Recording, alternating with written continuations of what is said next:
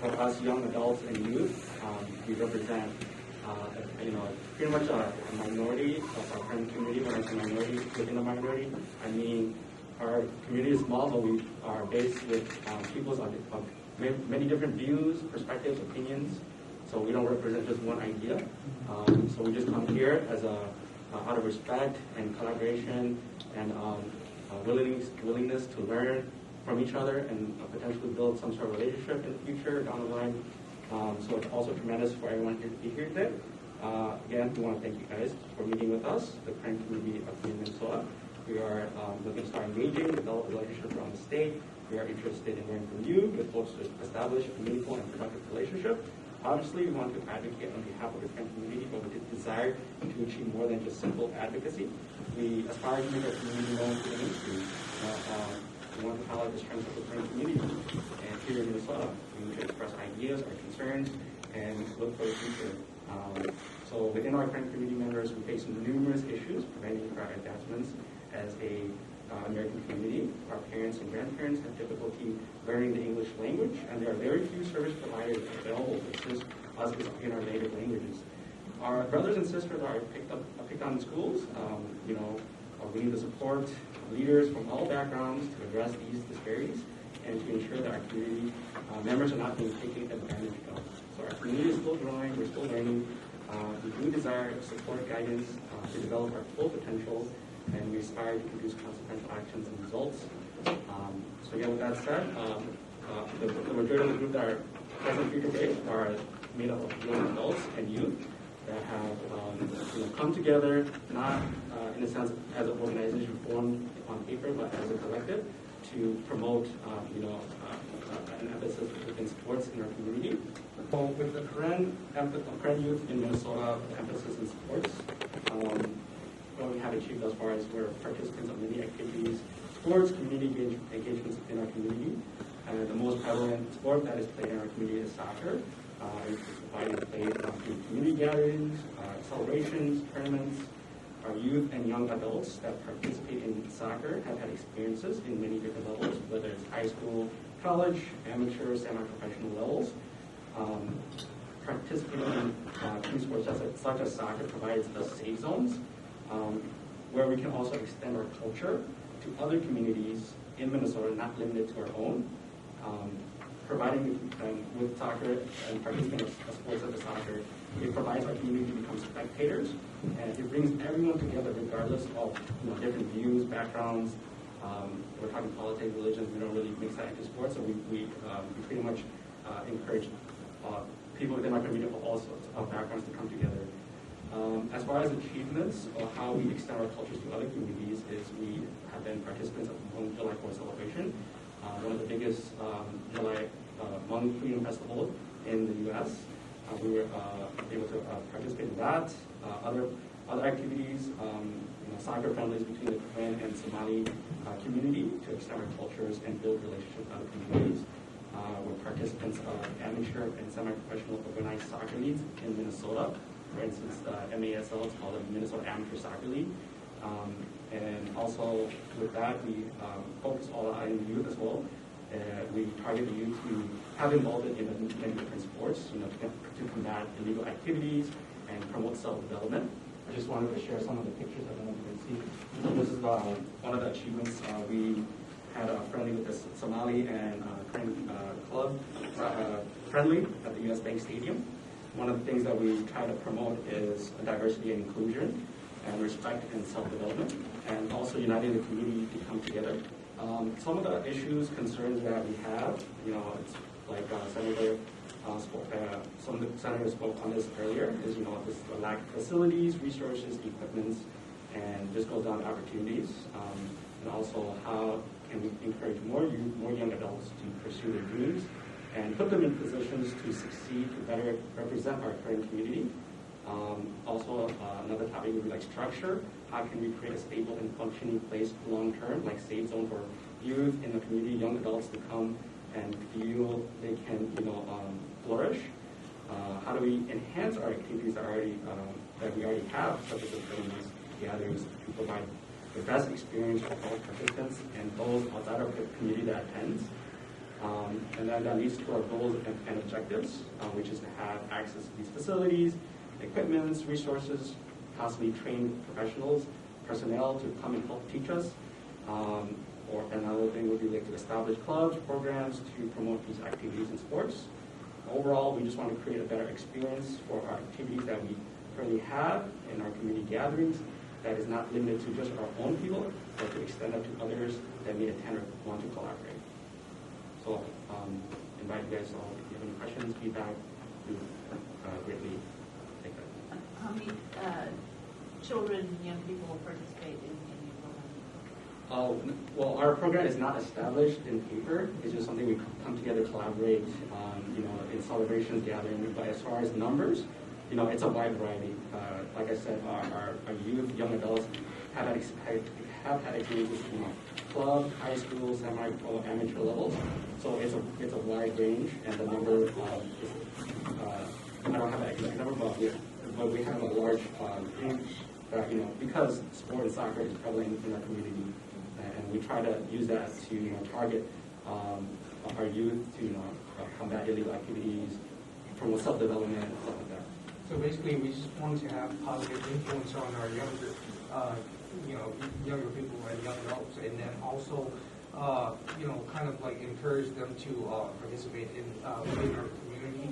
And also every time we have our tournaments, or even like just kind of matches with other communities, like smaller communities, or we see that a lot of their parents and our parents come in and support us. So it really depends on the type of number that we're talking about. We have sometimes we show up as in the hundreds, so including the parents and the volunteers.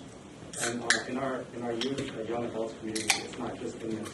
So when we host these parents gatherings, we're inviting parents all across the state. Not the state, the country, to come and collaborate or celebrate with us. You talked a little bit about some of the barriers that prevent families and children and young people from participating. Could you elaborate on what are some of the things that keep people from being able to, we talked earlier about access to fields. Yeah. What are some of the other barriers? I can speak for myself and a lot of our young guys here. We've come up playing in local clubs, and a lot of times, our parents might not have enough money to support us, to play in those clubs, to have the better coaches, the better training, transportation. So a lot of factors go into it, and a lot of times, the parents don't want us to play the sport because, maybe it's taking away time away from like education, where, be transparent, in our Asian community, they want us to be the doctors, to be the lawyers, but a lot of times, that's might not be where our heart desires, and I think with sports, it teaches a lot of valuable things, self-development, teamwork, and becoming self-dependent. So a lot of good attributes in sports as well. So yeah. Thanks. I guess, like I said, I came here to listen, and one of the questions I always think of is, I heard what you're saying, and I know that you had talked earlier about the issue with the fields, but I guess I would like to hear what you think might be some other remedies for things that would make it easier or better for you. Do you have any thoughts on more specifics that we can actually pinpoint and help you achieve? Well, I would say maybe engage with the facilities, maybe have access more into the public facilities, especially during the winters where we can't access to the outside fields. So a lot of times where there's domes everywhere around the state, you go in, it's always renting, or if it's like, or you gotta pay like one person is like $8. But if the kid's going in there every single day with $8, it's too much. They cannot pay, or the kids a lot of times they don't have a job, right? So we cannot rent the whole field where it costs hundreds of dollars. So I was coaching at Cohen Park High School, and a lot of times when the season is not on or in the summer, some of the school fields is open, but they don't let anybody place in there. And then until the season start, not until August, right? And then that's when they use the field. Maybe we could ask the school, like, to let us in the field so we could play. It's a turf field. We're not gonna mess up. We could clean up and have a supervisor there, you know, as a youth coming in and play. But that's one of the things, because we have a lot of fields in St. Paul, and some of the field is not even using it. They won't let us use it sometimes. And a lot of time when we go in the evening, especially the big field at McMurray, they will kick us out because of other club teams or lacrosse or whatever sport they're playing coming in and just play, and some of the kids just got to get out of space and they don't have the facility to play. A lot happened in the Twin City, and it's because a lot of the kids, every day after school, you will see them in the soccer field. If you guys come out in the summer, right, just go out to there's a new field down in Maryland. There's a new field down Conway. Every evening, every single day, you will see a lot of kids trying to play soccer.